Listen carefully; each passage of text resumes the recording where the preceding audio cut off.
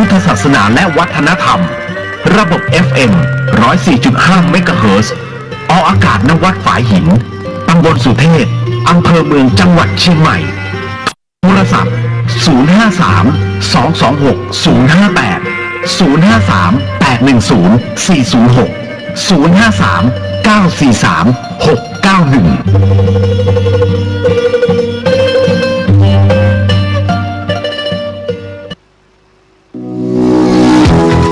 จ้างกินจ้างใจ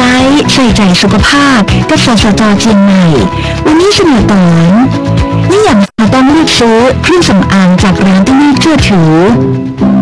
การเลือกซื้อเครื่องสำอางจากร้านที่น่าเชื่อถือเพราะว่าเราสามารถพิจารณาข้อความสรรพคุณและเลขใบรับแจ้งก่อนที่จะตัดสินใจซื้อได้ง่ายนั่นเองเจ้ารวมไปถึงเราสามารถเห็นรูปลักษณ์ของผลิตภัณฑ์ประกอบการพิจารณาการตัดสินใจซื้อถ้าจากว่าเกิดปัญหาสามารถติดต่อผู้รับผิดชอบได้การเลือกซื้อผ่านอินเทอร์เน็ตอาจจะได้ผลิตภัณฑ์ที่บ่ตรงตามความต้องการได้และอาจจะเสี่ยงต่ออันตรายนักกว่าร้านที่ตั้งเป็นหลักเป็นแหล่งนั่นเองเจ้าด้วยความปรารถนาดีจากสำนักงานสาธารณสุขเชียงใหม่แจ้งเบาะแสร้องเรียนเรื่องผลิตภัณฑ์สุขภาพใส่ด่วนอย 1556เจ้า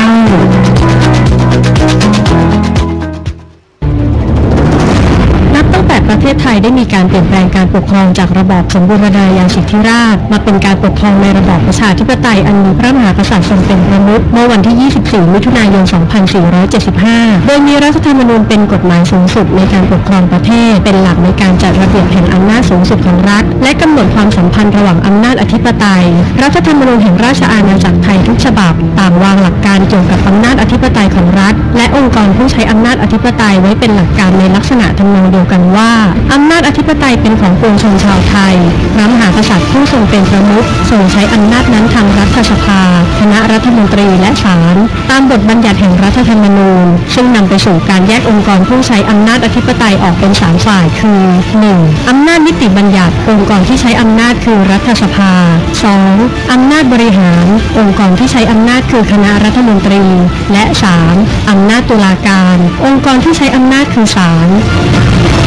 หากกล่าวถึงเฉพาะแต่ในส่วนขององค์กรที่ใช้อำนาจนิติบัญญัติคือรัฐสภานั้นรัฐธรรมนูญแห่งราชอาณาจักรไทยเกือบทุกฉบับที่ผ่านมาจะบัญญัติให้รัฐสภามีรูปแบบเป็นระบบสภาคู่หรือระบบ2สภาซึ่งประกอบด้วยสภาผู้แทนราษฎรและวุฒิสภา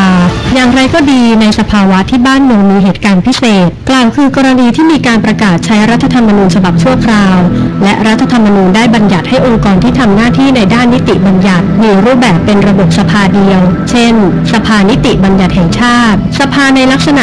ดังกล่าวนี้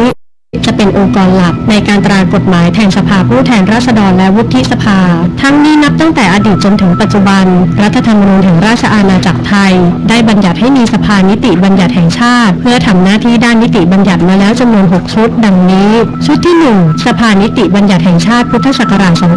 2515 ชุดที่2สภานิติบัญญัติแห่งชาติพุทธศักราช 2516 ชุดที่3สภานิติบัญญัติแห่งชาติพุทธศักราช 2520 ชุดที่4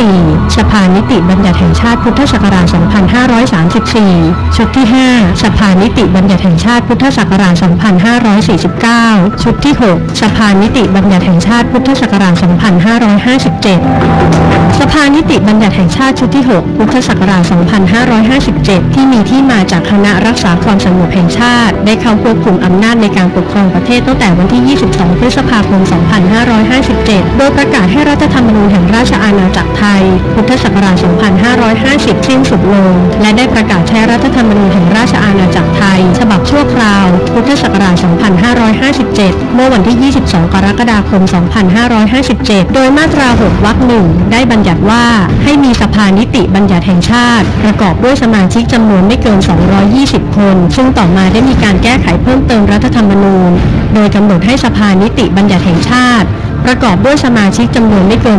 250 คนโดยพระมหากษัตริย์ทรงแต่งตั้งจากผู้มีสัญชาติไทยมีอายุไม่ต่ำกว่า 40 ปีเป็นผู้มีความรู้ความสามารถความหลากหลายของบุคคลจากกลุ่มต่างๆ โดยมีประธานและรองประธานสภานิติบัญญัติแห่งชาติที่มาจากการลงคะแนนเสียงของสมาชิกสภานิติบัญญัติแห่งชาติดังนี้ศาสตราจารย์พิเศษพรเพชรวิชิตชวชัยดำรงตำแหน่งประธานสภานิติบัญญัติแห่งชาตินายสุวชัยเลี้ยงบุญเลิศชัยดำรงตำแหน่งรองประธานสภานิติบัญญัติแห่งชาติคนที่1และนายพีรศักดิ์พอจิตดำรงตำแหน่งรองประธานสภานิติบัญญัติแห่งชาติคนที่2เมื่อรัฐธรรมนูญแห่งราชอาณาจักรไทยพุทธศักราช 2560 อันเป็นรัฐธรรมนูญ